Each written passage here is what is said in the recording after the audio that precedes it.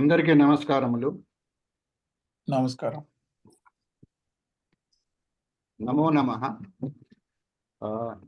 Today is another good day for all of us that we are going to have a short course of 4 sessions, 2 hours each, and 4 consecutive Saturdays. The topic is psychology through ancient Indian literature by our well-known speaker, Dr. Malladi Srinivasa Sastry garu. We know him very well. He has been taking webinars most of the times. However, there are some people who are newly entered into this. So I will introduce him after reciting Vande Mataram and then chanting Prarthana. So I will recite Vande Mataram.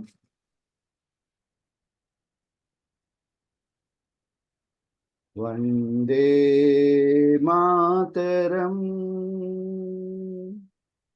Vande Mataram, Sujalam Sufalam, Malayaj Sitalam, Sasyamalam Mataram, Vande Mataram, Subrajosna Pulakitayamini, Pullakusumita Drumadala Sobhini, Suhasini Sumadhuravashini, Sukhadam Varadam Mataram, Vande Mataram, Vande Mataram, Vande Mataram. So now I request Shri A.H.P. Rao garu to chant Prarthana, please. ధన్యవాదాలు. నమస్తే సర్వేభ్యః. ధ్యానం ఏకం నిమిషం, తదనంతరం ఓంకారం, తదనంతరం ప్రార్థన.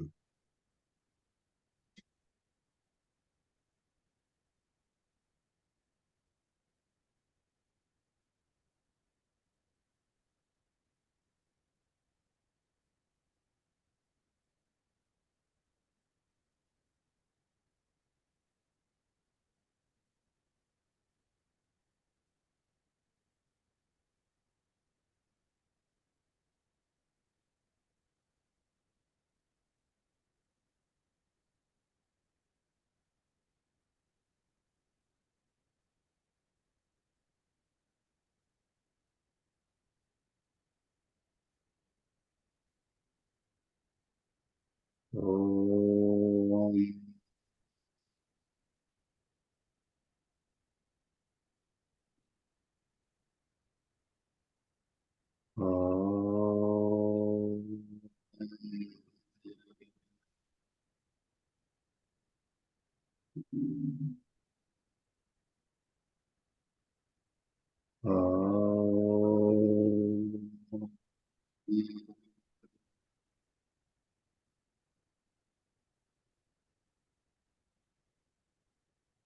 గణానాం త్వా గణపతిగుం హవామహే కవిం కవీనాముపవస్రవస్తమం జ్యేష్ఠరాజం బ్రహ్మణాన్ బ్రహ్మణస్పద ఆనశృణ్వన్నోతభిः శ్రీదాసాదనం. ఓం మహాగణాధిపతయే నమః. ప్రణో దేవీ సరస్వతి వాజేభిర్వాజినీవతి శ్రీనామవృత్రియవతు. ఓం మహాసరస్వత్యై నమః. హరి ఓం. అసతో మా సద్గమయ, తమసో మా జ్యోతిర్గమయ, మృత్యోర్మా అమృతంగమయ. ఓం శాంతి శాంతి శాంతి. మాతృదేవో భవ, పితృదేవో భవ, आचार्य देवो भव अतिथि देवो भव ओम गुरुर्ब्रह्मा गुरुर्विष्णु गुरुर्देवो महेश्वरः गुरु साक्षात् परब्रह्म तस्मै श्री गुरवे वागर्धे संपृक्तौ वागर्ध प्रतिपत्तये जगतर्पितरौ वन्दे पार्वती परमेश्वरौ हरिः ओम् सर्वेभ्यः नमस्कारः सर्वेभ्यः स्वागतं व्याहरामि नमस्कारः श्रीनिवास महोदय ధన్యవాదములండి. Thank you so much. Now I introduce the speaker to all of you. You know him very well, but nevertheless, for the sake of people who have joined new, Dr. Malladi Srinivasa Sastry garu is a practicing psychiatrist with work experience in UK, Singapore, and India. Dr. Malladi has been a Karyakarta Samskruti Samiti, which is an organization that teaches Sanskrit. He conducts spoken Sanskrit workshops and also teaches the 4-level exam-oriented course of Samskruta Bharati. Dr. Malladi Srinivasa Sastry garu is the founder of Soham Vidya, which is a platform to impart spiritual knowledge to holistic wellness. He has been researching on application of ancient spiritual knowledge in daily life and designed courses such as Discover Yourself and Discover Your Inner Potential. And he had conducted several webinars on Bring Out the Best in You, the Sanatan Dharma Way, and a range of topics. He has MA in Sanskritam from Andhra University, Visakhapatnam, and had completed the certificate and the gold medal level of the year-long course on memorization and pronunciation of Bhagavad Gita slokas conducted by Sridatta Peetham of Mysore. So we welcome him. And I want to tell you that this is a certificate course, very short course of 8 hours in 4 Saturdays. And this is the first Saturday. So we want to give a participation certificate to all the people who participated in this 4-session course. So I request you to give your full name in the chat box so that this will be noted and a certificate can be given at the end of the 4 sessions. So with this, let us welcome Malladi Srinivasa Sastry garu and request him to start the webinar, please.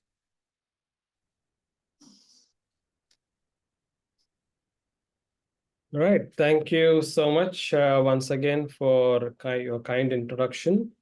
And I'm happy to be back here again discussing another topic.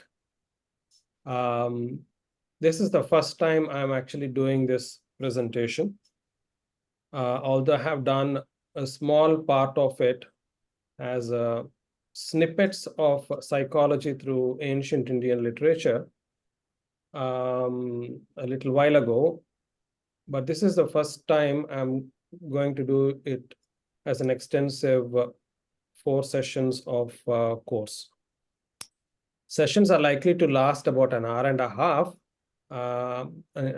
instead of 2 hours. So I would like to keep it interactive. There would be some tasks in between for the participants to perform as well. So kindly stay muted, all of you. And if you have any questions, please save them for a later time.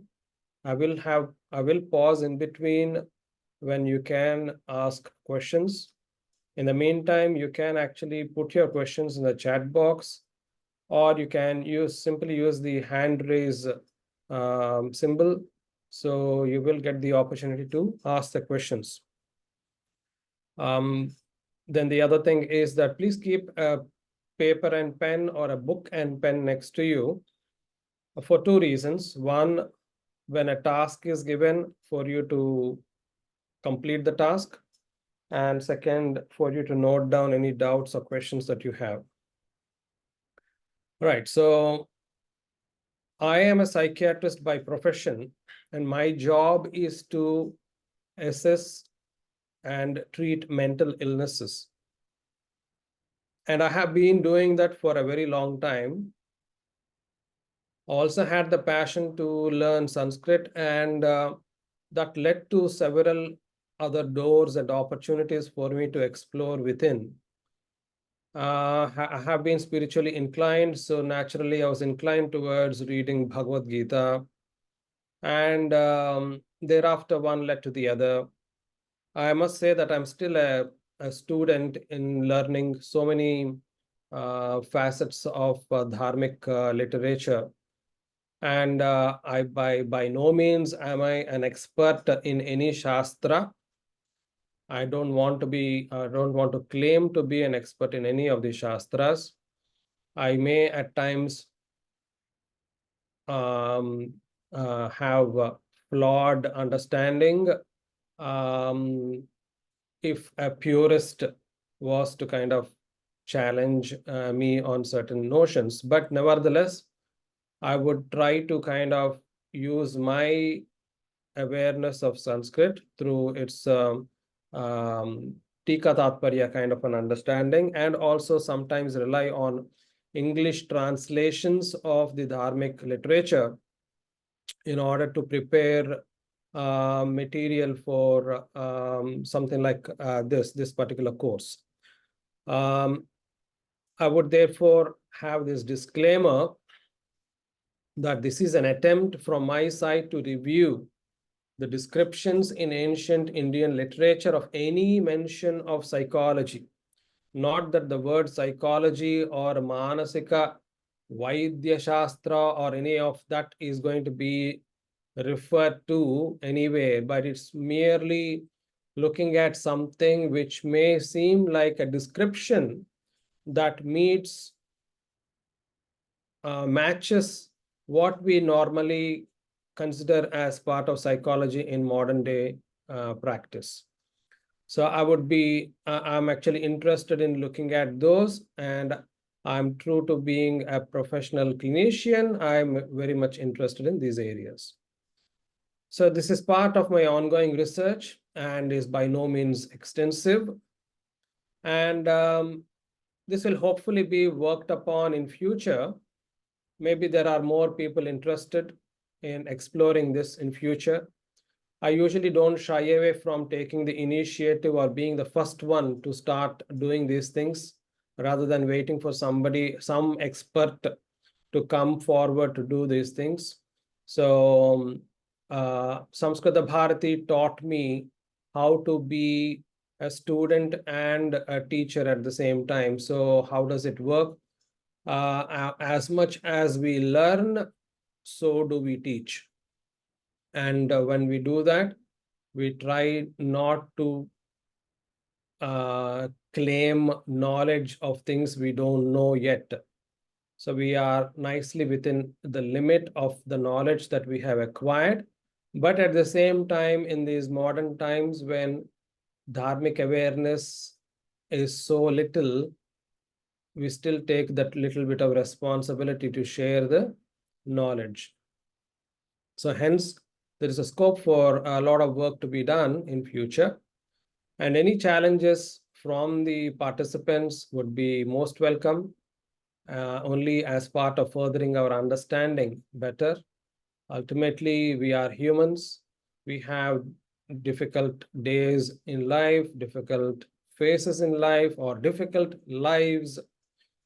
And we want to make our lives better, as says Sankhya Karika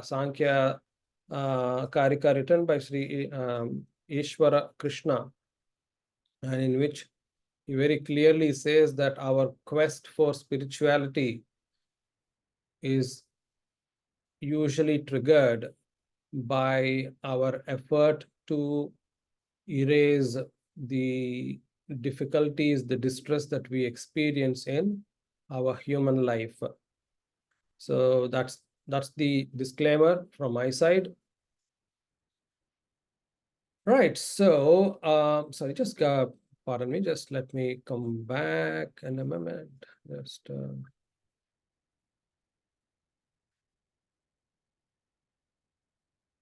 No, I'll need to just give me 1 minute, please. Just a minute.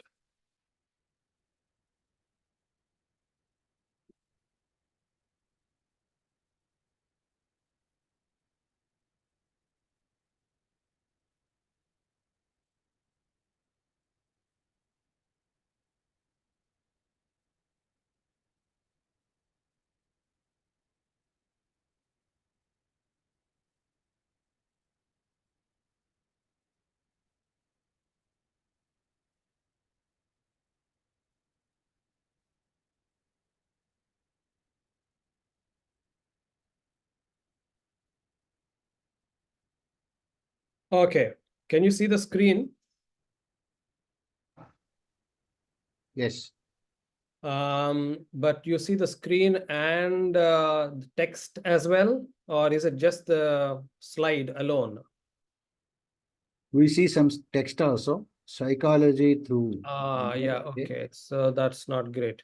Never mind. What I'm going to do is I'll just do the screen share and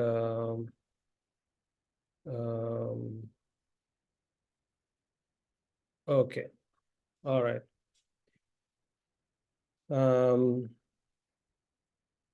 So this is okay. I know what to do. Just a minute. Sorry, bear with me.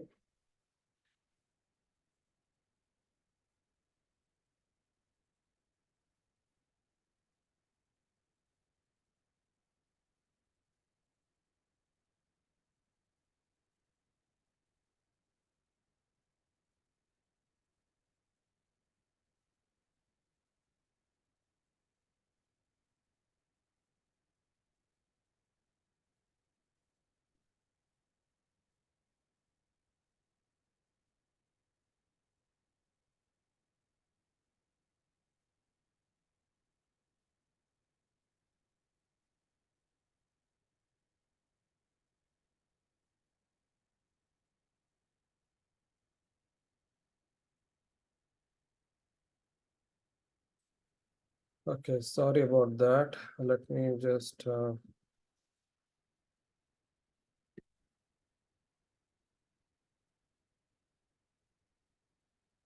okay, for today, I think I have no choice but to use the presenter's view. And so which means you will see the screen, including the slide as well as the text, but that's okay. I think at the end of the day, let's make it easy for it looks a little clumsy, the screen, because it's too complicated, but just ignore that. Focus on the slide onto the left side. So psychology through the modern day historical lens is dated back to 1500 BCE, as there was evidence found on ancient Egyptian manuscript known as Ebers Papyrus.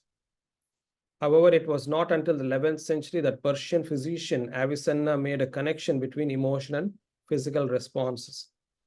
So what I'm trying to do is, I think we need to first have an introduction to understand when did modern psychology actually begin.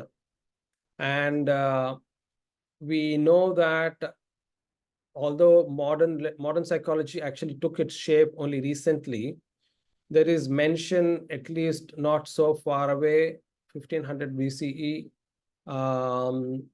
and sporadically after that. But the problem is that we know very well that Ayurveda has been there for a very long time, and I'm sure there would have been mention of mind and mind-related illnesses or psychological aspects in the texts. However, modern psychology in its historical account doesn't include any Indian version of it. So does it mean that there was no literature available? Or is it just that there is a bias in how the history of modern psychology was understood?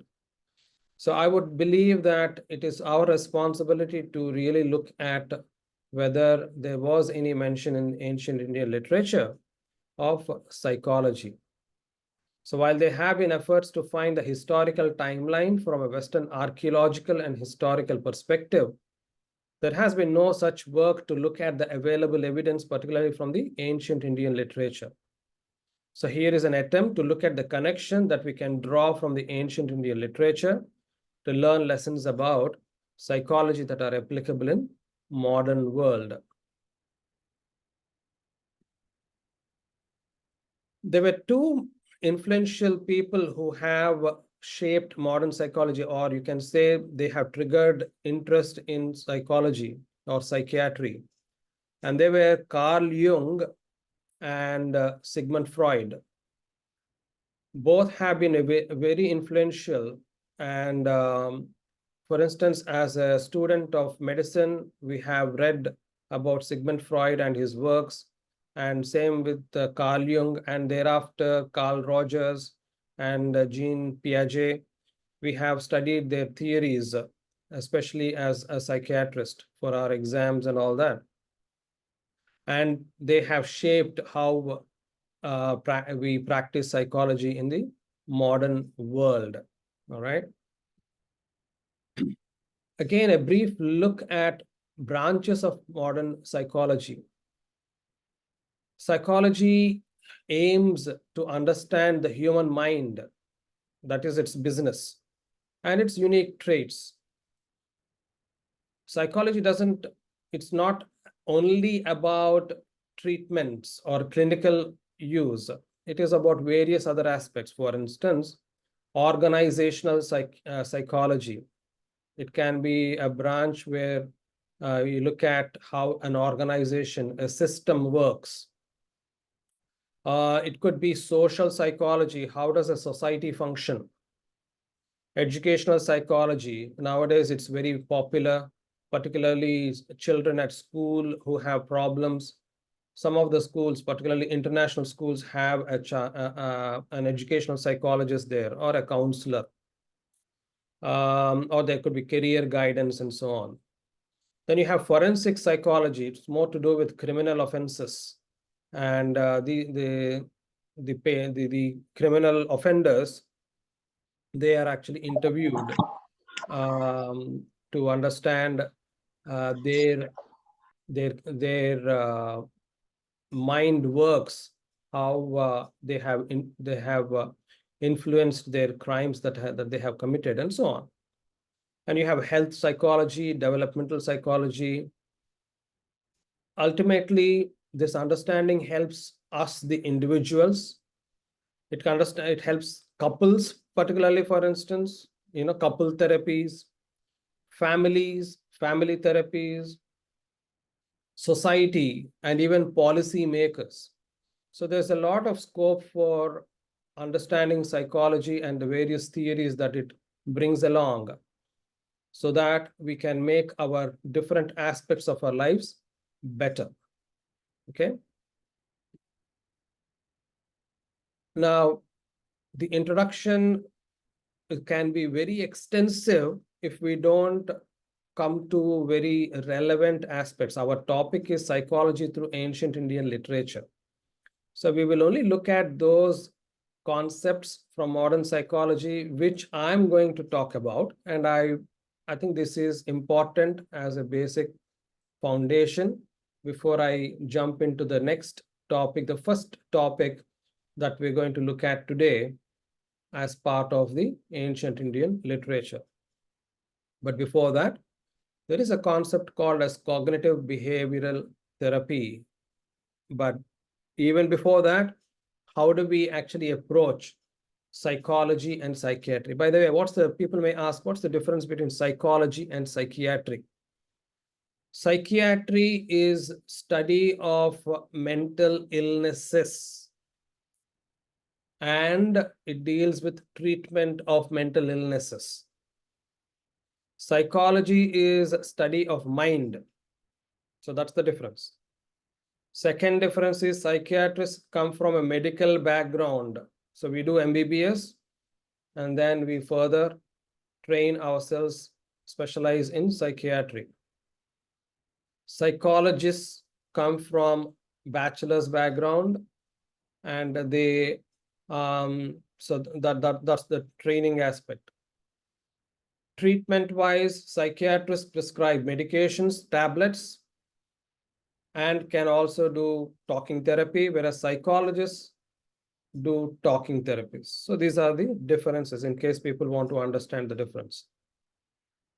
So whether it is psychology or psychiatry, we understand that any aspect of our daily life, abnormality or normal behavior is influenced by three things: biological, psychological, and social aspects. So what does biological mean?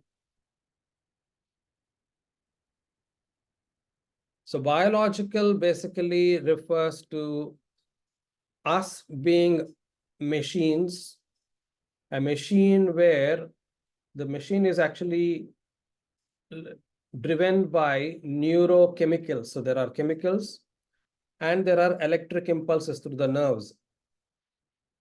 These run the show. And that is how it's a biological machine, you can say. Human is a biological machine.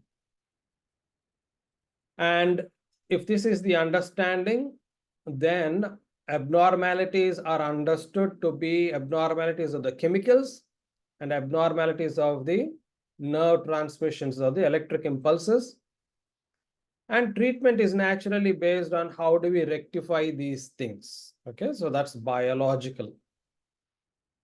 So our mental and cognitive function occurs with chemical and neural messaging. And based on this model, we can understand how mental health conditions affect our mind and body. For example, anxiety symptoms. When we feel anxious, what happens? My heart is beating fast, I'm breathing heavily, I'm sweating and all that.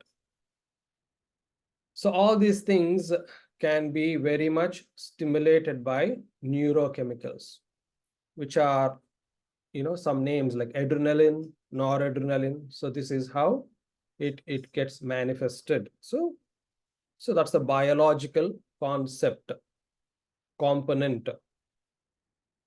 So the next component is the psychological component. And how do we understand this? This is like how each individual develops his or her own unique personality,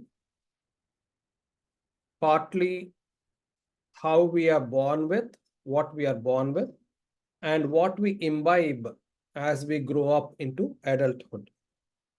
So that becomes the psychological component.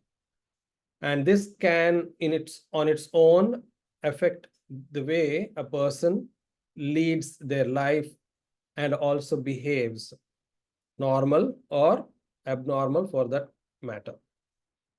Okay, so that's the psychological aspect. The third component is the social aspect.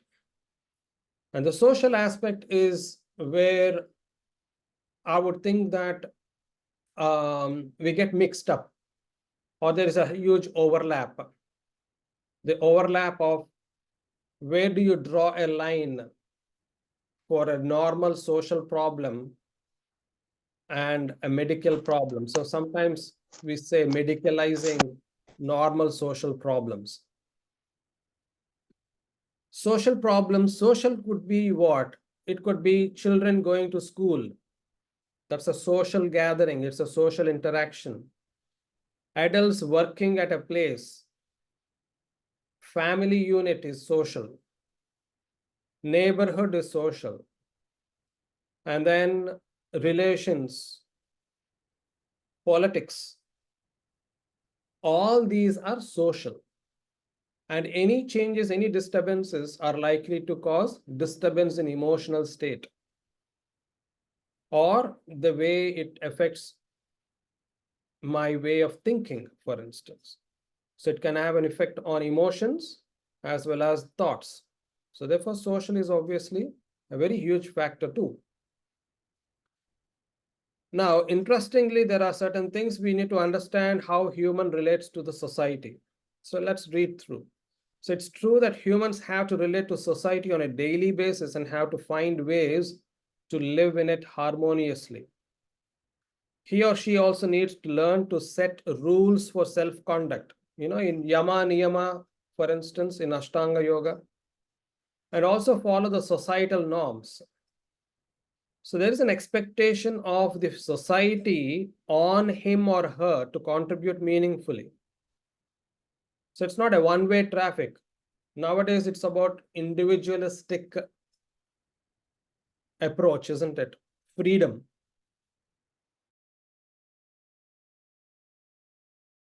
Freedom or rights. Lot of talk about rights. But what about responsibility? Unless if there is too much of right, let's say it's a balance. If it is too much of rights, very little responsibility, then it's all about individual. The society as a unit is not going to function. If it is all about responsibilities and no rights at all, it is almost like slavery. And the individual's aspirations are sacrificed.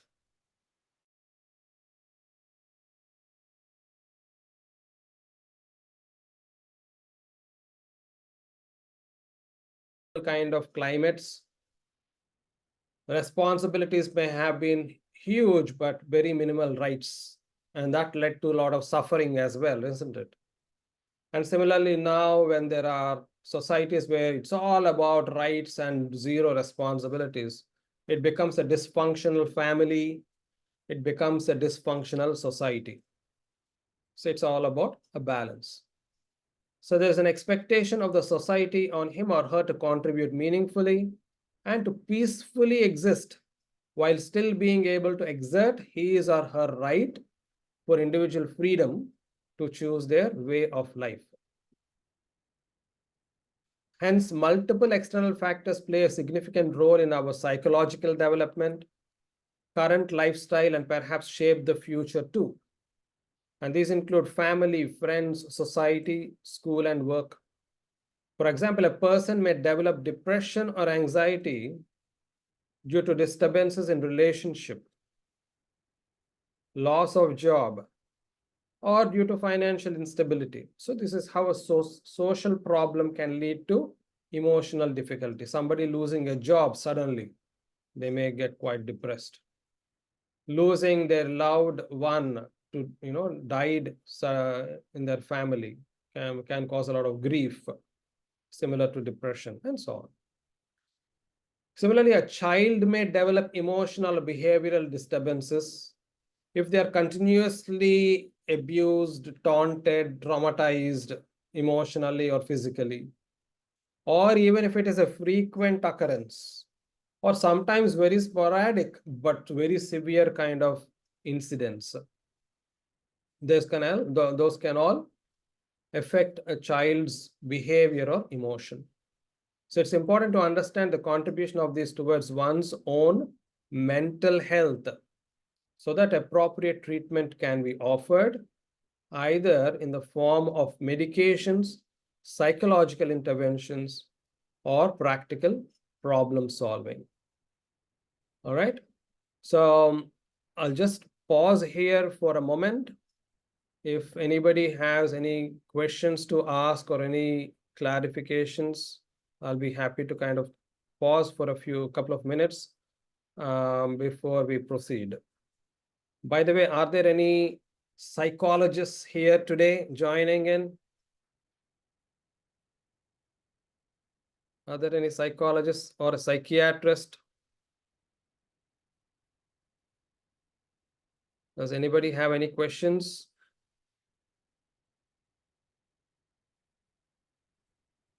See, Srinivasa, you have mentioned only the problems. You mean there is no psychological analysis for a person who is happy or excited Only illness only it is treated, analyzed, or it can be analyzed on the basis of excitements and happiness and all things, anger and all those things also.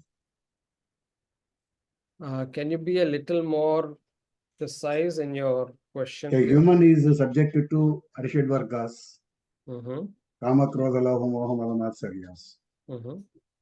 So, are they linked with psychiatrism or psychology? Is it mind sciences and this psychology are same? Psychology is same?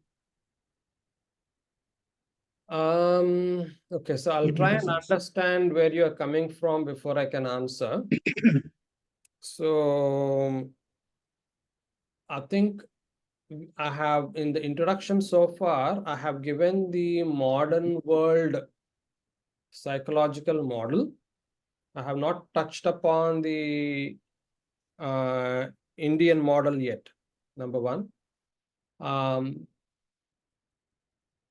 There are several theories, and the theories have not been, I have not gone into any of the theories at all. So the only thing I can say is, okay, let's say you mentioned about Arishad Varga. Obviously, they have an impact. There's no doubt about it.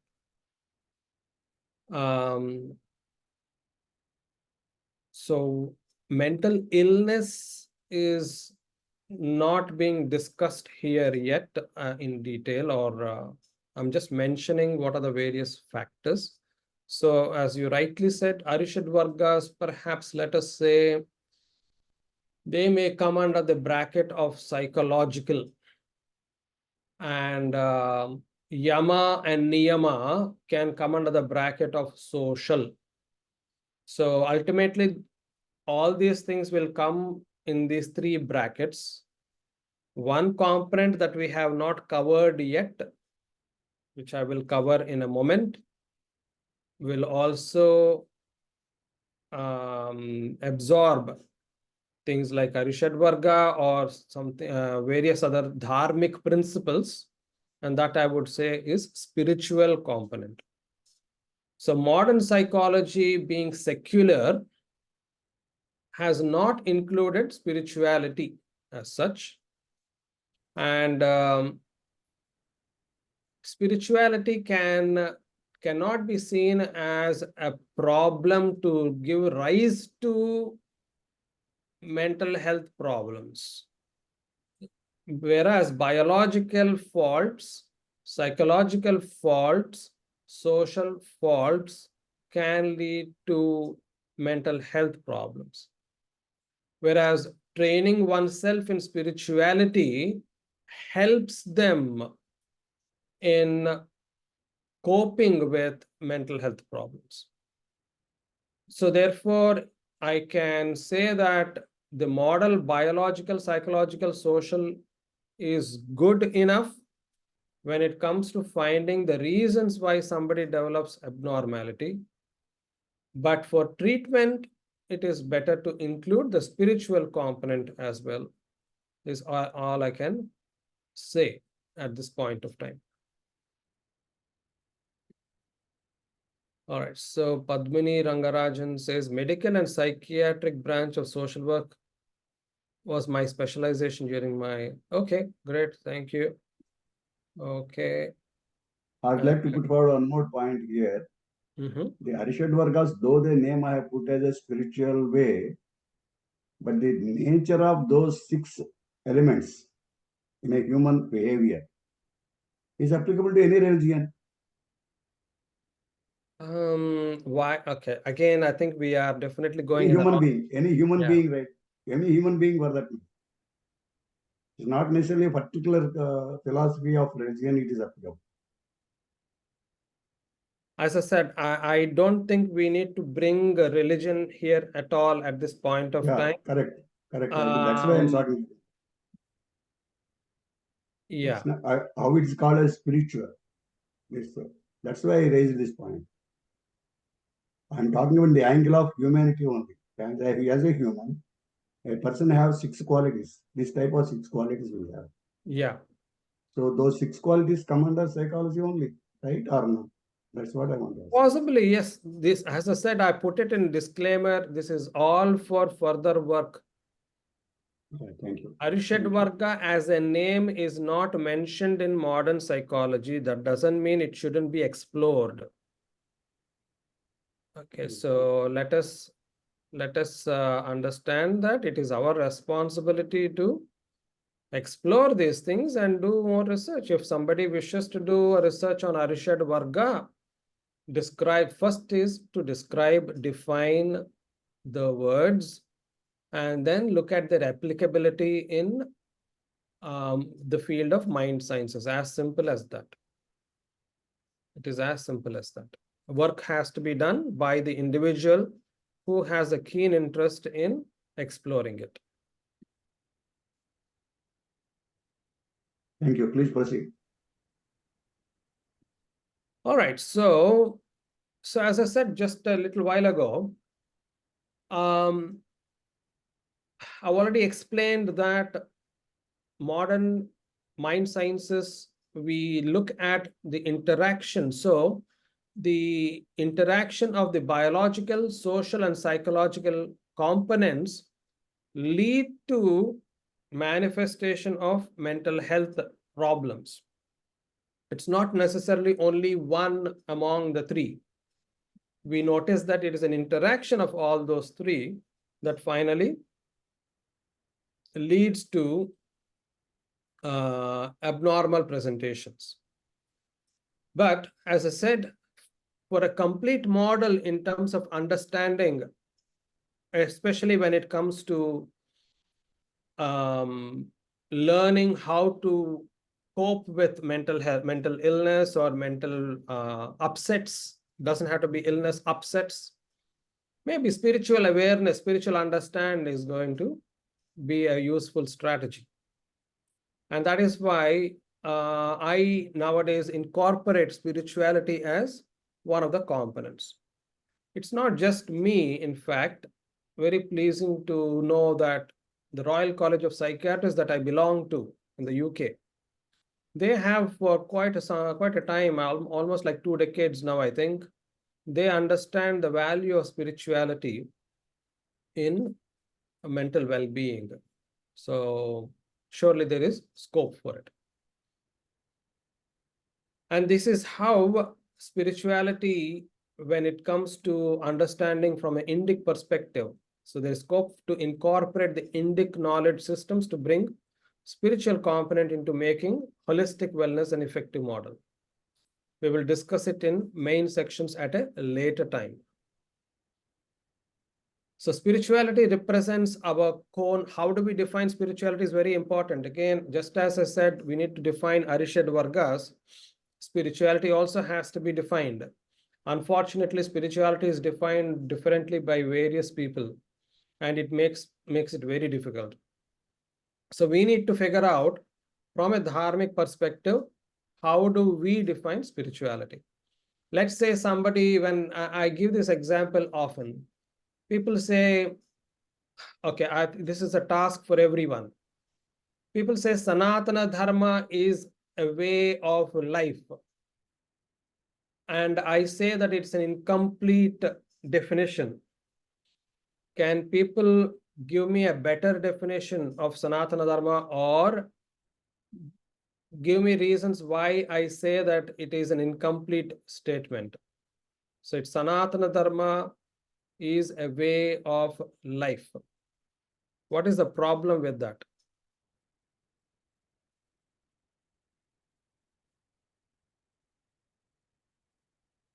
Mind you, this is interactive, so therefore we will.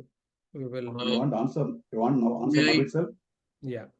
May I Yeah, have that is As per me, incomplete it is, definition. it is incomplete because it didn't define what is way of life.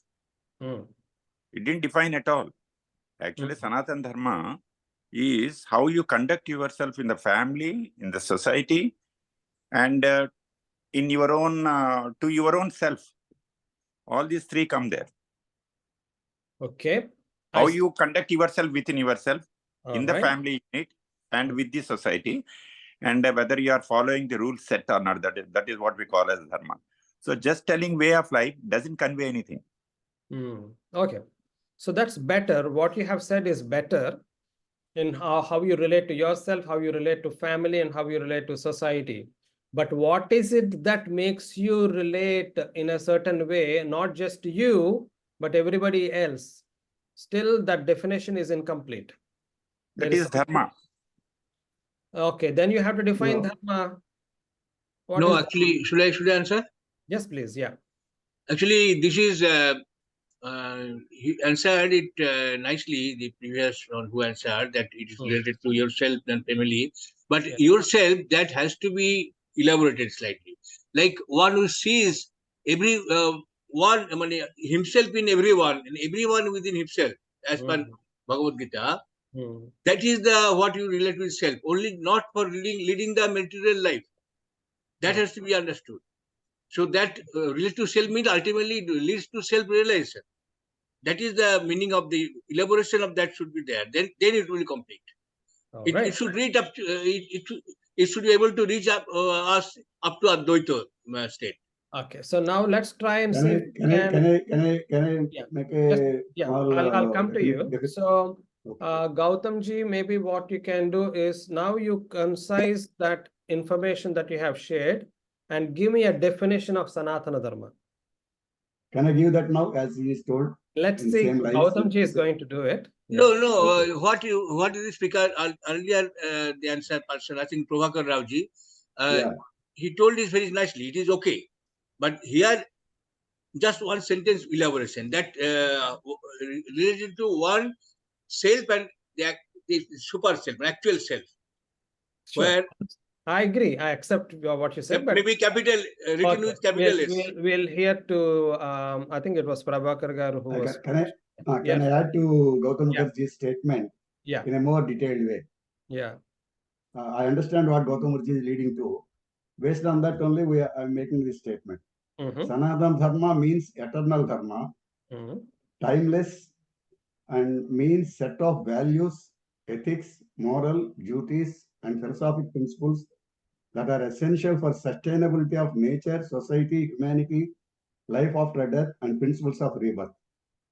Essentially, in Vedic terms, for sustenance of four elements, endeavors of humanity, dharma, artha, kama, moksha. This is a more elaborated definition I have given, but in some places, the Sanatana Dharma is also defined in a short way also that you have to search for and tell you. This is the definition we have written in our manual. I understand. I think it is still a framework kind of, what should I say? It is very comprehensive, there's no doubt. But I like Gautamji's answer more because if we don't have that very basic essence, anything can be defined as Sanatana Dharma. So the point here mentioned is I see myself in everything and everything is seen in me. But what is it that is being seen in everything, and what is it that makes it constant? What is it that you are seeing in everything?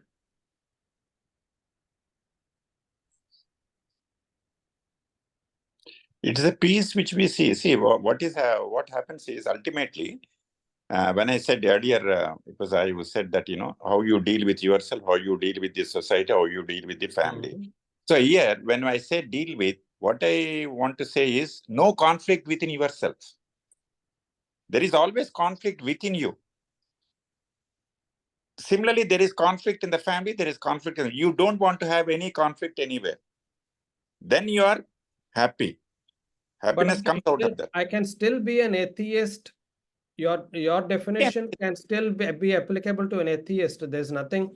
I'm very keen to incorporate Gautamji's aspect, and I want to know from people. Gautamji's reference can still also be left simply as I love everyone and everyone needs to love me, or that is how I see. But why does it have to be Sanatana Dharma? It could just be plain, simple, good relations and good human values. Because he is not Yes, different from you. Lakshmi. No one is different from you. You are just like them and they are like you. No, There is no, God that's residing in one you. is There is God in us. no, one is tall, like- one is short, one is dark, one is fair. No, Um, the So it's like common is okay, VS Lakshmi Garu, please go ahead. VS Lakshmi.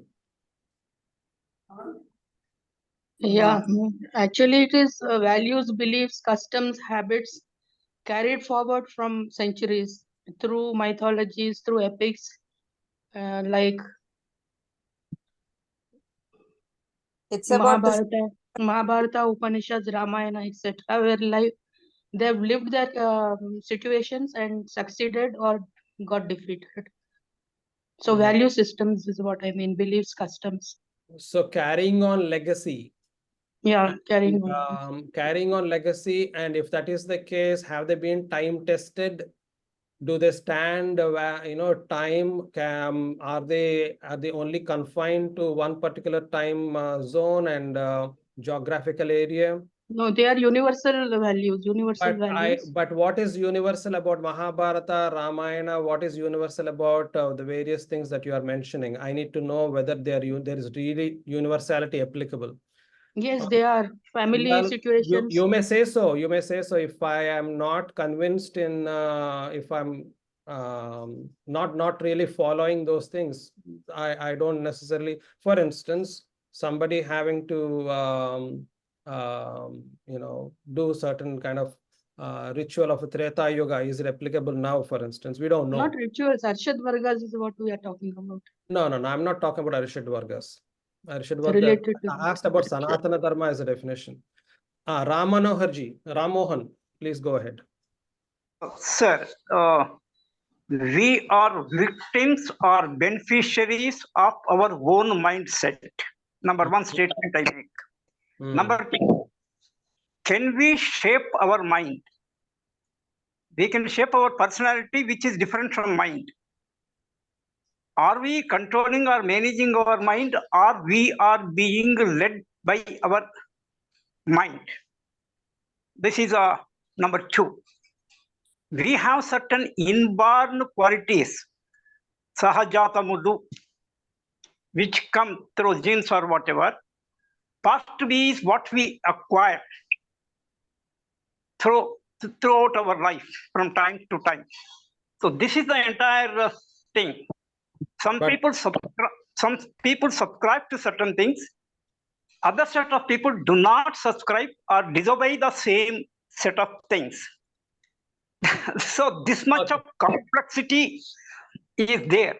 Understood. But what are you defining? Are you defining Sanatana Dharma here? No, as you were telling some time back, whether what title is a different question, content matters. You can put any, you pay Sanatana, you pay a good. Right now, I'm asking. I gave the sentence. Sanatana Dharma is a way of life, and I've asked it to be challenged. And so far, we have had a few answers, and that's where we are right now. Okay. I get it, sir. You're telling challenging Sanatana Dharma? Yeah, as I said, okay. Just to kind of make it clear again, let me mute you, if you don't mind. There's some background noise. I said I gave an example. Actually, I was talking about spirituality, and I said spirituality has so many different definitions. People it gets very confusing. So I was giving a example that Sanatana Dharma is often quoted as a way of life. And I say I have a problem with that definition, and we were talking about it. And we had answers, for instance, about it's a way of life where it's about how you deal with yourself as an individual, your family, your society. And that's a good answer, but it is still not comprehensive. Then Gautamji has come up with saying, I see myself in everyone, and I see everyone in me. And I was simply asking, what is it that I see in everyone, and what is it that of everyone I see in me, was my question. And so far, I haven't had an answer for that, apart from in the chat box. Sumitra ji has written seeing God in everyone. Now, so now we'll come to a definition of some Sanatana Dharma as saying Sanatana Dharma is a way of life where I see God in everyone, or Sanatana Dharma is a way of life where it tells me how to deal with myself, my family, and society and environment with the basic foundational understanding that I see myself in everyone and everything in me. Is that a better definition? Sir, I would like to just add that there are different ways of life for different people. Whatever we look, that is number one. Yes. Number two, there is something like eternal elements are there like Panchabhutas, but we are not eternal. We are either temporary or long temporary because we are endowed with a uncertain period of life. People die in mother's womb itself, and people also are living for more than 100 years. I understand, Ramohanji. I know you're giving. See, I'm sure once again we are looking at a complex, elaborate definition, explanation of Sanatana Dharma instead of a definition of Sanatana Dharma. So the more we keep explaining it, we get lost. So we'll keep it simple. It is a definition that we are looking at. I think we will conclude here. Frankly speaking, I would like to use the word Atma. That is exactly what Gautamji was referring to. But for some reason, we are all shying away from using those words. Sumitraji has used the word God. Now, how can it be Sanatana Dharma if there is no mention of God in it? If there is no mention of divinity in it? If there is no mention of Atma in it? If there is no mention of Brahman in it? These are watered down definitions. We need to be very precise. So concepts have to be crystal clear. Concepts have to be, as say in science or research, we use sensitivity and specificity, accuracy. These are the measures for any concept. So the concept has to be clear enough.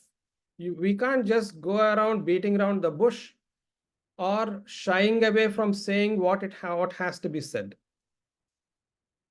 So definition please let us work on the definition. In fact, one of the tasks for any groups, any satsangs hereafter should be, what is the short answer of Sanatana Dharma? Next, what would be the elaborate explanation of Sanatana Dharma? This is a task I would like you all to work upon, and we can hear you next week. All right. An example led to a detailed discussion on Sanatana Dharma. We'll come back to where we were. So what I was trying to say that spirituality as such gets various definitions. And similarly, just like Sanatana Dharma, there is no spirituality without the word spirit in it. So my understanding of spirituality, therefore, is a person who understands and applies the concepts, experiences a deep connect and love with everything that permeates this cosmos. So there is universality in that. Okay. All right. So, sir, may I add a point, sir? May I have a point? But please keep it very short. Very much short only, sir. Yeah. Two words in between. One is God and the other Atma.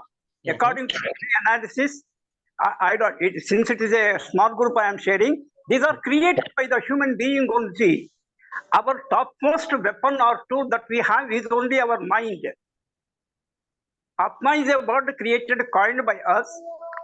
So also God, nature, environment, I understand, but not God. God in the form of nature, I understand. Whether God or goddess in the form of nature, I understand. This I just wanted to say. This Atma, God, these are all created by human for his own satisfaction. What is your scriptural reference to that? No, sir, it's a common sense. No, it's not. Whose common sense is it? Yeah, it's only by my own common sense. I am Your own understanding, your own appreciation. So there is a way to appraise literature. So the dharmic literature consistently mentions the concept of Atma, whether it is Upanishads, Bhagavad Gita, Bhagavatam, and so on. So I would suggest you read those and before you negate the concept of Atma. I'm not negating, sir. I am not negating. I am just neutral of it, sir. Neutral of it. No. I think you negated it, but you may be backtracking. Basically, you said it is created by humans. There should stand be I stand by it. It is created by humans only. I stand by it. Yeah, fair enough. But may I add a comment, please? May I add a comment? Sorry, just a minute. Just a minute, please. This will look like added artificially unless one does meditation.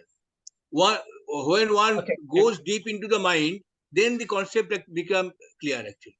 So just reading scripture is not sufficient. One has to go inside by a process of meditation. It is a process. It cannot be, this process cannot be ignored. One cannot just lead life without any psychiatric process like meditation and so on. Okay, I think the point I'm mentioning is, if we say that humans have created the concept of Atma, the onus is on the person to show evidence for it. Okay, just as much as a person shows references from scriptures or literature for description of Atma, similarly, the onus is on the person who says that it is a human creation. That is how a discussion should take place. Okay. I get, sir. Okay, we'll move on. One minute, sir. I am not debating number one. Number two, you, me, anybody can write anything. Where is the veracity or the proof for that? What is told? I stop here. Just I gave my point. That's having said all these things, I am a Sanatani. But there's no point in proclaiming. You live a better way of life. Harm not, hurt not, self and others. This is the single statement. Thank you very much. We'll move on. Thank you. Anybody? Okay, let's move on. So let's recenter ourselves to the topic that we are discussing today. So this is a 4-session course on psychology through ancient Indian literature. And session 1, I have started with introduction. And in introduction, I always believe in defining my title. So there are 2 important words used: psychology and ancient Indian literature. So psychology is a modern word which refers to what I have described so far. And I have given the history of it, a brief history as seen through the Western lens. And I was asking whether it is high time that we do research on ancient Indian literature to look at psychological concepts for our own understanding, for better lives that we can all lead. And I've also looked at, or also showed you the interaction of biological, psychological, and social aspects in how we may present with normal or abnormal behavior, emotions, or thoughts. Again, in keeping relevant to the topic at hand, I'm only going to discuss this particular model called CBT, or cognitive behavioral therapy. Why the topic following this is very much going to be discussed in relation to CBT. So what is CBT? Cognitive Behavioral Therapy. Therapy being treatment. Cognition means thoughts. Behavior means behavior. So there's something called as a Beck triad. Aaron Beck was the gentleman who actually coined the word CBT, or he is the one who conceptualized it. So according to him, there are three things, and he calls it cognitive triad. And they are interactive thoughts, feelings, and actions. All these three things, they interact with each other. And that is how something manifests after that. And there is a situation that triggers it. We'll see examples. Okay. So a situation triggers the interaction between a person's thought, his feelings, and actions. An example, for instance, let us say nowadays there are 10th class exams going on, and there is a girl who is studying for her board exams, and she prepared very well for the exams. And on the day of the exam, she was traveling to the exam center, when on the way she started experiencing tremors. She was trembling in her legs. Her heart was really pumping very fast, and she was sweating for no reason. It looked like for no reason. She was shaking, shivering, heart was racing, and she was sweating, and she could not bear it. She couldn't understand what was happening. She couldn't bear it. So what she did was, she was a clever girl, obviously. She decided, there's something not right. And she just tried to calm herself down to figure out what was happening. And then she realized that she was having these thoughts: will I do well in the exam? And will I be able to get top marks? And what was the situation? The situation was as she was going to the exam center. So that's the situation which triggered these thoughts that made her feel quite anxious. And she could therefore make a connection. Now I understand why I'm actually feeling anxious, why my heart is racing, why I'm sweating. Now I understand, because these are foolish thoughts. These are not relevant thoughts. How did she know that? She then really realized, actually, I've studied well for the exam. I have been getting good marks so far in the pre-board exams. There is no reason for me to fear. So she could reason out, and she could calm herself down, and then she could go to the exam center. So this is an example just for us to understand. This is a good case, but there could be a lot of difficult situations as well, where a person escapes from that situation, runs away to avoid the anxiety.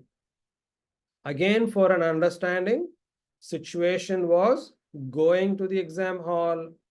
Thoughts were, I will fail, I won't get good marks, very unpleasant thoughts, therefore leading to anxiety, feeling like shivering, sweating, palpitations.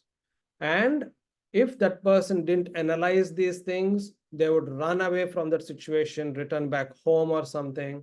But in this situation, the girl managed to analyze what was happening, and then she could calm herself down, and she went forward, went to her exam center. Okay. So this is an example. I can now allow you all to figure out what is happening in this video and tell me whatever comes to your mind. What would be the situation? What are the thoughts? What feelings is she likely to have? What action is she likely to undertake? Anybody wishes to volunteer?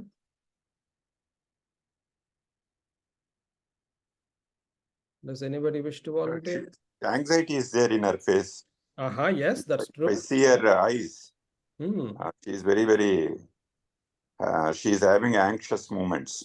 Yes. And I think she's also expressing it through her mouth also, speaking something. Okay. Or shouting, howling. I don't know what it is. Okay. Yeah. What would be the situation? Just imagine you are a filmmaker. Some situation which she is unable to face. Maybe a repetition, maybe for the first time she might have had some negative experience in that situation. And when she is facing that situation again, so it triggers same thoughts, and then this anxiety comes.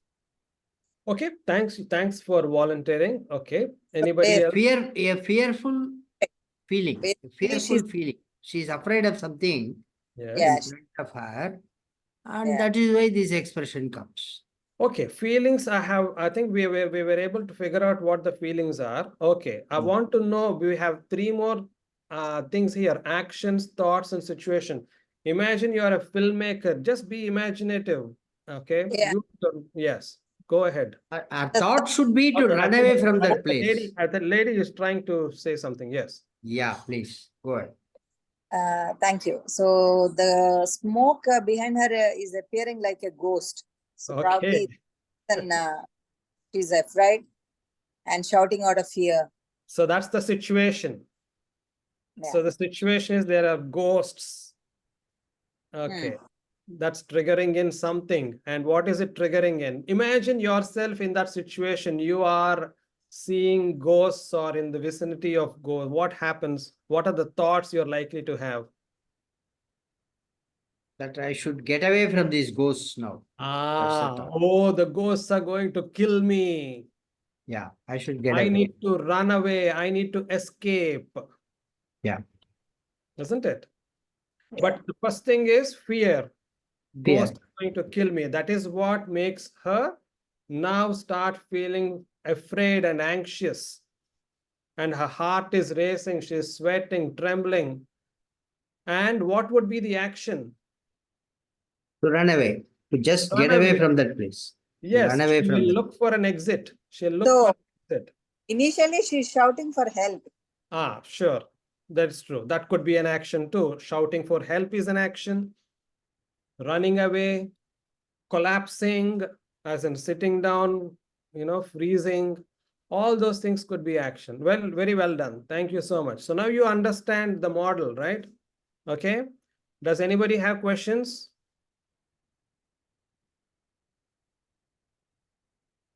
Can we go forward? Now we enter the real topic.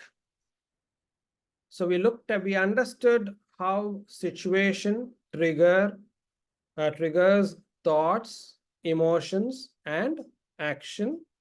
Thankfully, we had two examples, and I think both examples, second example possibly made things much easier.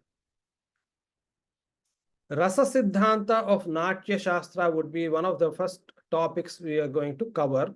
We'll initiate our discussion today, but majority of it will be done in the next session. Natya Shastra was written by Bharata Muni, and you can say one of the best kind of descriptions of how a play can be enacted and what all goes on in enacting a play. Of course, the history goes that it had been handed over from the Devatas. In fact, a lot of Devatas have also kind of played,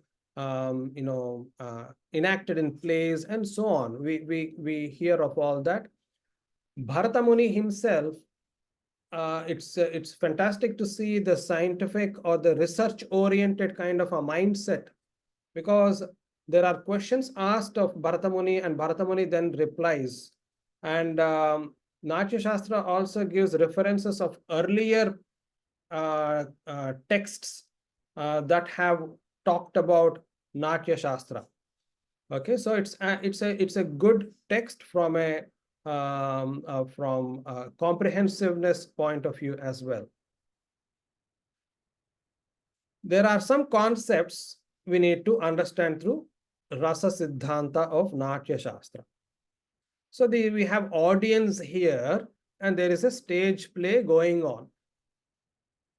So on the stage, there is this lady doing some tapas and there are some people around her in quite a bit of amusement, some amount of devotion as well.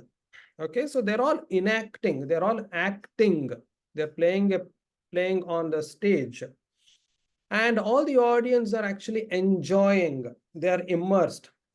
And they could be experiencing a range of rasas. Rasa is a mood. And Natya Shastra recognizes 8 forms of rasas. And among them are Hasya Rasa, Shringara, Bhibatsa, Bhayanaka, Raudra, and so on. Just like that, there are 8 rasas. So those are the moods a person develops. Let us say there is a very comical moment going on. There is a hasya rasa that is developed in the audience.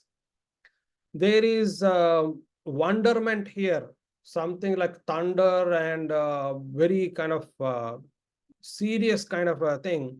There could be a bibhatsa or raudra, anger, something a hero is facing very difficult situation. Villains are torturing a hero and we feel for the hero and we are very angry and upset and so on. Of course, there is a romantic scene going on the stage.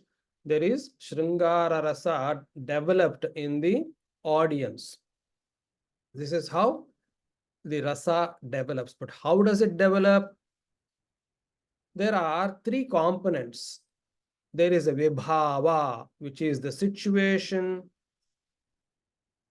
We have anubhava, which is the action. And we have vyabhichari bhava, which is the psychological state. We can say these are thoughts or emotions here. Okay. Now, what does it resemble?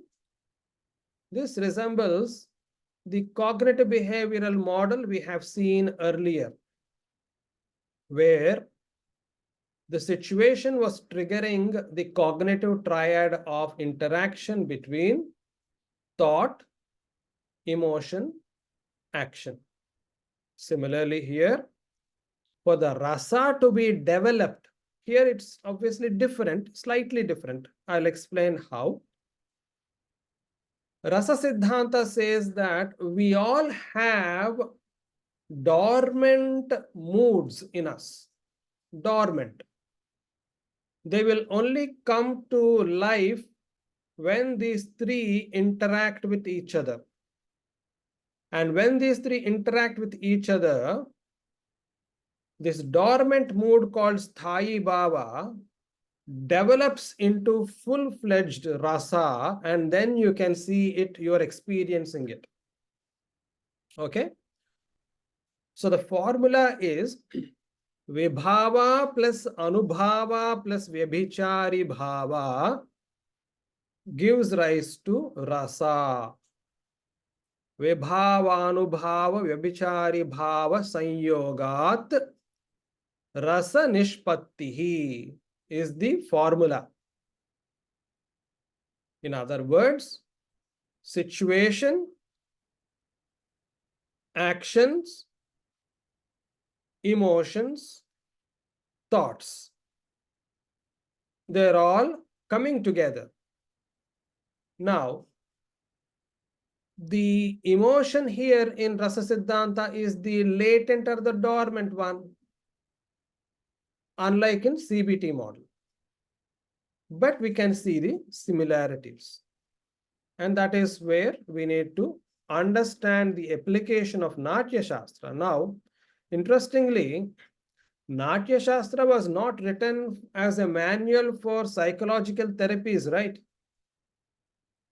It was written as a manual for having stage plays, how to enact on a stage so that the audience enjoy, they immerse themselves and enjoy it.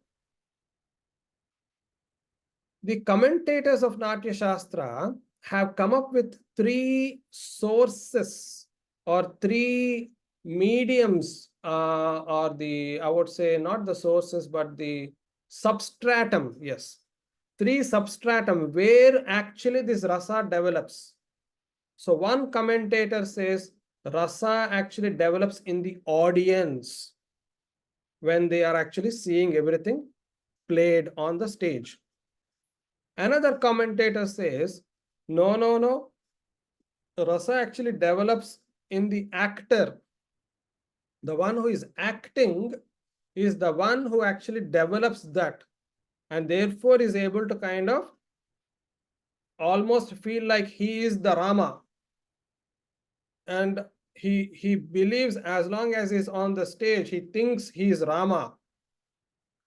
And another commentator complicated but says that no, rasa actually is developed in the original character Rama itself and not in audience or the actor. We will not worry about this aspect, but we will look at where the audience and the actor are coming into picture. So in this situation, if it is the actor who is developing the fully formed rasa, the emotion, so that situation, let us give ourselves an example. An example is Shakuntala and Dushyanta. Let us say they are seeing each other for the first time. Okay, the first time, the first glance at each other. The situation is, from Shakuntala's point of view, she is seeing a man. So that's the situation. And that is a vibhava. And the vyabhichari bhava is the thought and the emotion, the thought that is going through, the psychological state that is going through her. And on the stage, naturally, it is the actor who has to display that. Okay? And that action is abhinaya. Of course, it has to be displayed. And it is also displayed as an action, anubhava. And there are various ways she's going to display the action, which is through like lowering her glance, or maybe tying knot of her sari, whatever, actions that she can display for the audience to understand. But the point is that the interplay of all these things are going to lead to the emotional state that is going to be developed either in the actor or the audience. In this case, it is the actor who develops the emotional rasa. So, seeing Dushyanta, she is developing the full Shrungara rasa with the situation being there, with the thoughts that she is having, and the actions. All these are leading to that fully formed rasa. On the other hand, if it is the audience, it is the same thing, but it develops in the audience. Okay. And now let's compare these two, cognitive behavioral therapy as well as the Rasa Siddhanta. Rasa Siddhanta, the situation in English, in green is the situation of CBT, whereas the Vyabhichari Bhava, which is the thoughts in CBT, and then action Anubhava is the actions of CBT. And the interesting thing is that the latent emotion can be said to be the feelings of CBT, leading to finally fully developed emotion. All right. So this is the comparison that we need to first understand before we can apply Rasa Siddhanta at any level further on for a better understanding my job, if I'm successful through this session or the next session in particular, is really looking at, is this only as good as a theory, or does it have any benefit in our daily life? If there is no benefit in daily life, it's pointless, basically, at the end of the day. So that is what we want to look at in the next session. I'll just give you this little bit of information before we conclude for today. Please understand that Rasa Siddhanta was not designed or conceptualized keeping in mind a patient in my clinic. It is not a real life situation. Rasa Siddhanta is not talking about a real life scenario. It is talking about a recreation of a play material on the stage. So therefore, it is artificial.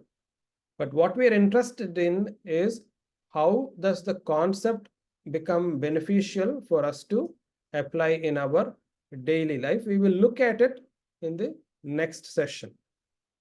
I'll stop here if I may. Yeah, I have can I talk for 10 seconds? Yeah, if you don't mind. And at this point of time, if anybody has questions, any doubts, please raise your hand. So we will be the next one to get the opportunity. Okay. Okay. I'll see from what you said. See, if we face a situation where we develop fear and anxiety, thoughts are coming. Thereafter, the emotion, fear and anxiety emotions are coming. So to face the situation, is it enough if we change our thoughts? Can we come out of that situation and face that situation? Do you mean that? Okay. So that is exactly what we try to do in cognitive behavioral therapy. So there are two components to cognitive behavioral therapy. One is addressing what we call as cognitive distortions or abnormal thought patterns. And we work on them and we help the clients to challenge those automatic thoughts or distortions and put them into practice. So you're right. Yeah. Okay. Thank you. Okay. I just want to also know if people were able to follow what I have gone through today. Any difficulties, please do let me know. Any feedback is also valuable. We could follow, sir. There is absolutely no problem. The concept of psychology into human mind and behavior is what we have learned. Yeah. We are learning, rather. We are trying to Yes. understand that and how these situations, different situations, play a role in the mind. Yeah. And what one has to do in that condition in order to get the bad thoughts out and bring in the good thoughts. I think this is my lesson for today. All right, that's good. I'm glad that there was a lesson to learn. Other lesson, important lesson is, first is to develop awareness that this is actually happening. How many of you felt that you could develop that awareness, particularly through that video example? A lot of us perhaps are not aware of what is happening in our body. I'm talking literally about our body, because when we are anxious, am I able to say, or not even anxious, somebody may actually have a churning sensation in the stomach and they don't want to do anything for that day.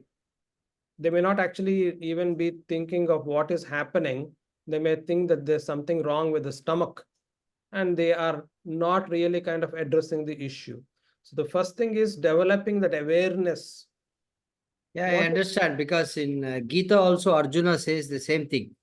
Hands are shaking, my hair is raising, I'm sweating, and all that he says. So an action in the body is very important to be aware of. What's happening to you? It could be a good experience, it could be a bad experience, but then something should happen in the body. Yeah. So yes, to sir, make agreed. it easier, sir, may I interfere? This is Yes. Sumitra. Yeah. To make it much more easier for us to understand the concepts, whatever you have explained so far with the video and everything. We see many of our relatives crying in a theater, watching the film, right? That's where it triggers them. Yes. And the people who realize that, it's only a scene that's being, displayed on the celluloid, they don't cry.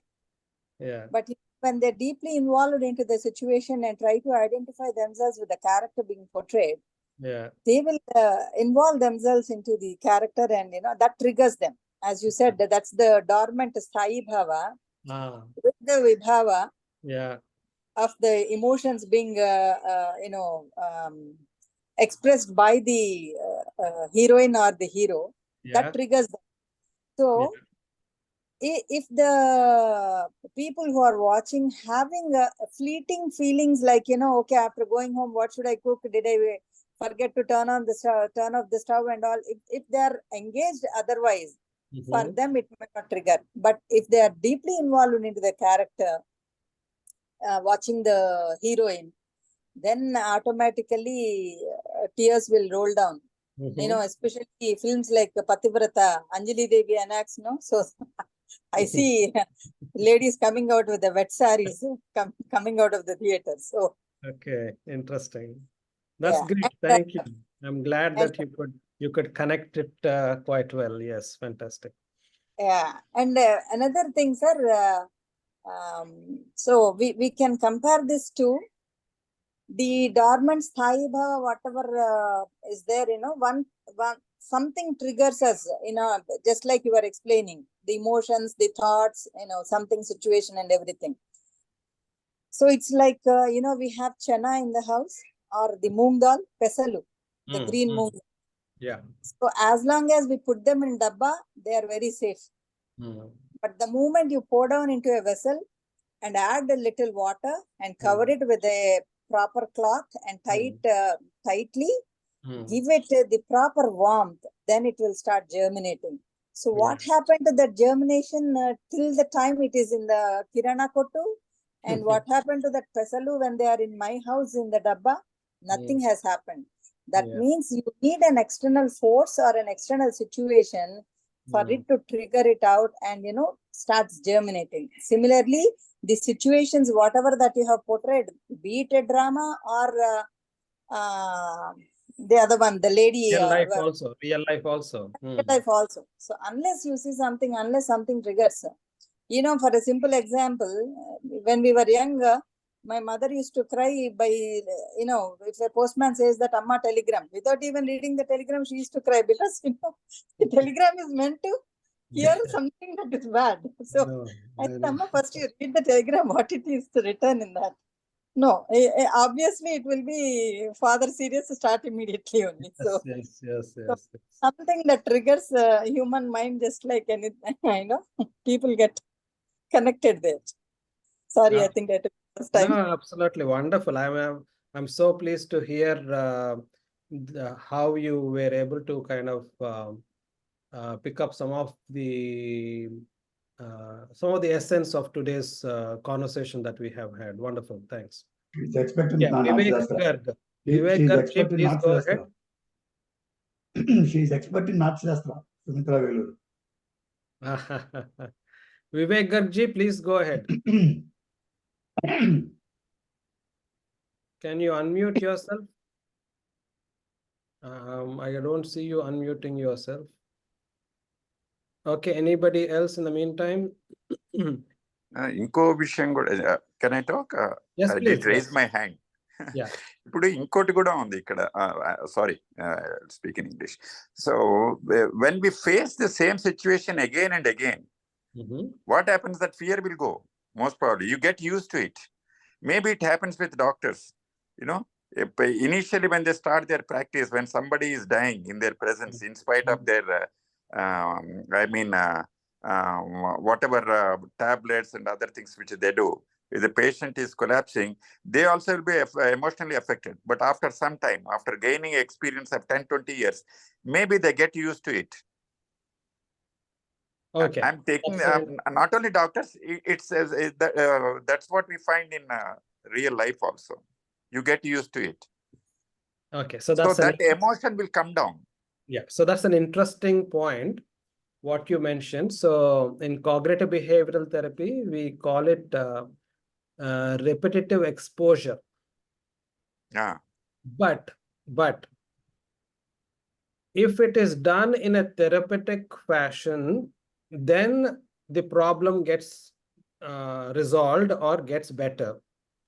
But if it is the same trigger which is quite distressing, what you are getting used to is not therapeutic, but it is dysfunctional.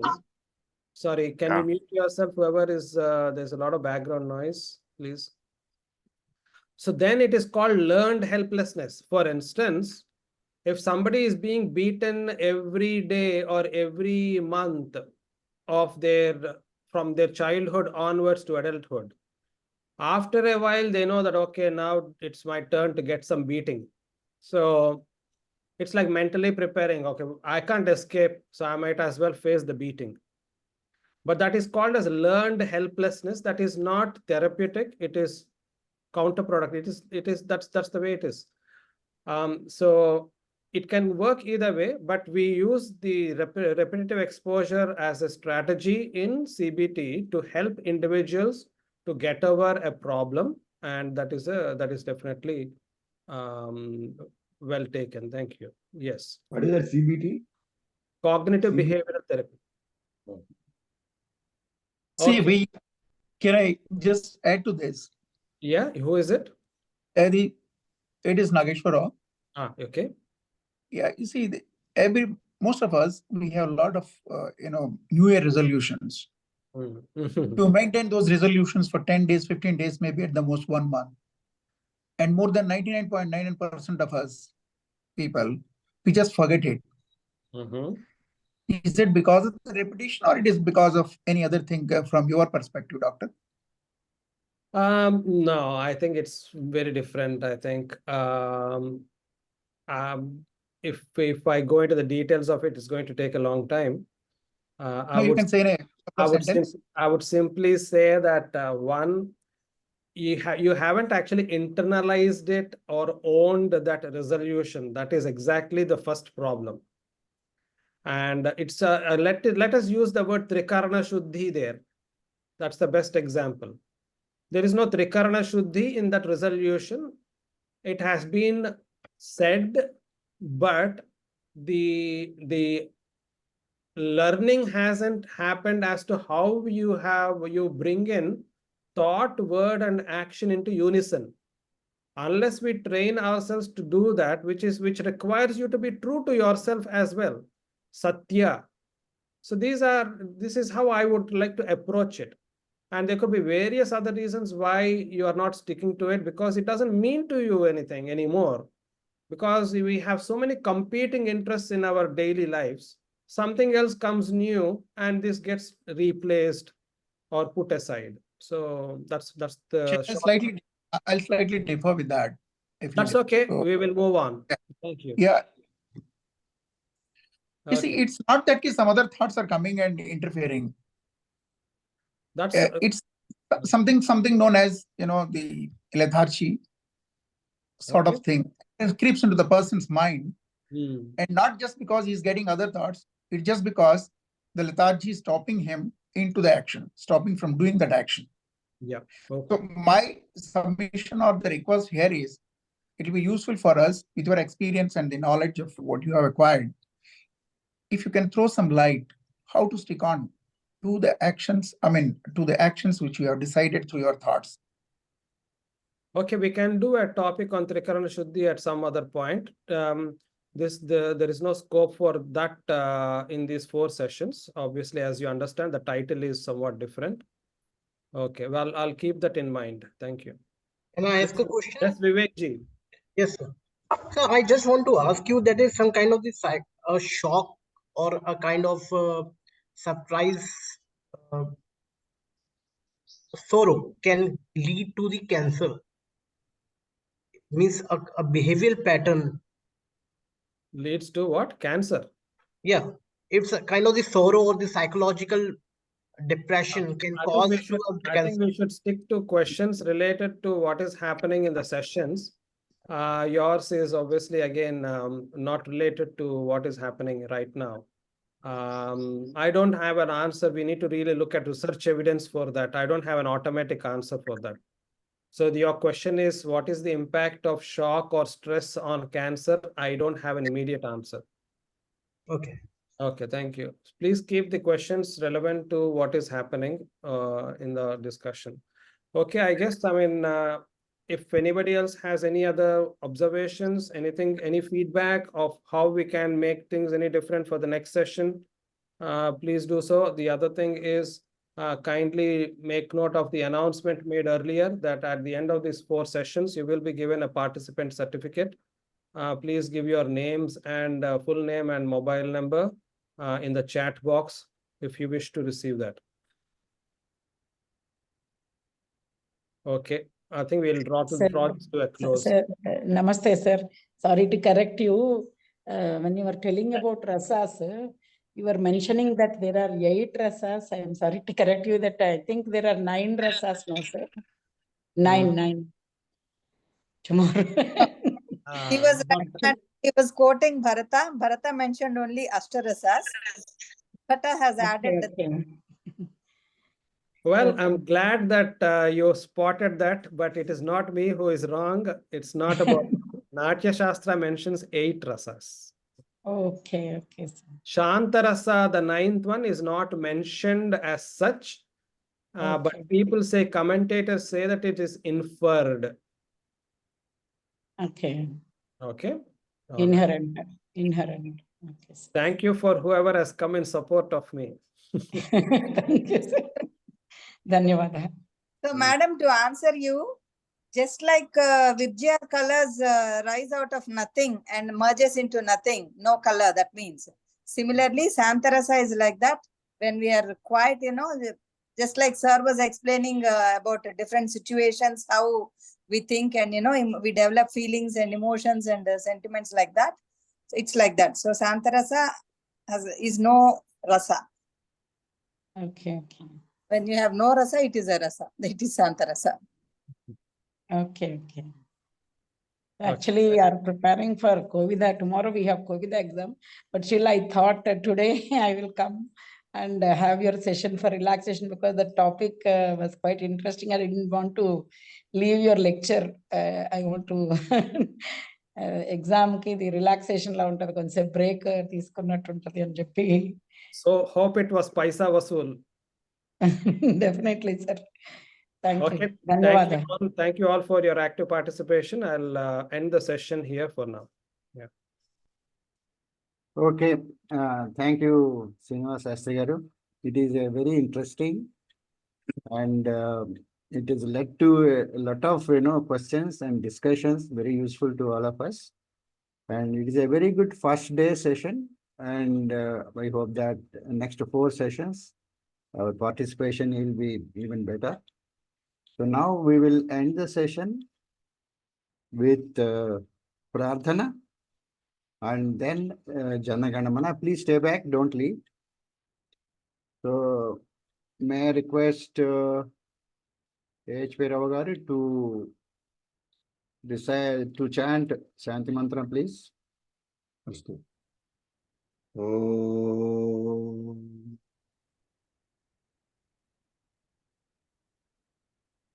Sarve bhavantu sukhinah, sarve santu niramayah, sarve bhadrani pashyantu, ma kachchit dukkha bhavet. Om Sahana Vavatu Sahanau Bhunaktu Saha Viryankaravavahai Tejasvinavadhitamastu Ma Vidvishavahai. Om Shanti Satyam Vada Dharmanchara Sarve Janaha Sukhino Bhavantu.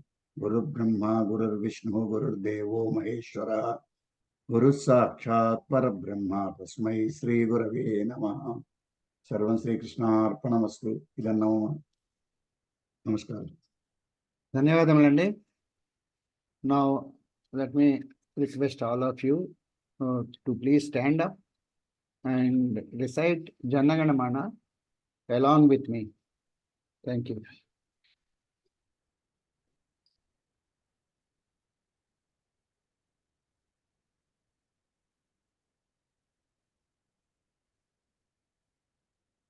Jana Gana Mana Adhinayak Jaya He Bharat Bhagya Vidhata Punjab Sindh Gujarat Maratha Dravida Utkala Vanga Vindhya Himachala Yamuna Ganga Uchala Jaladi Taranga Tava Subha Name Jagi Tava Subha Ashisha Mage Gahi Tava Jaya Gadha Jana Gana Mangala Dayak Jaya He Bharata Bhagya Vidhata Jaya He Jaya He Jaya He Jaya Jaya Jaya Jaya He Jai Hind, Jai Hind, Jai Shri Ram, Jai Shri Ram.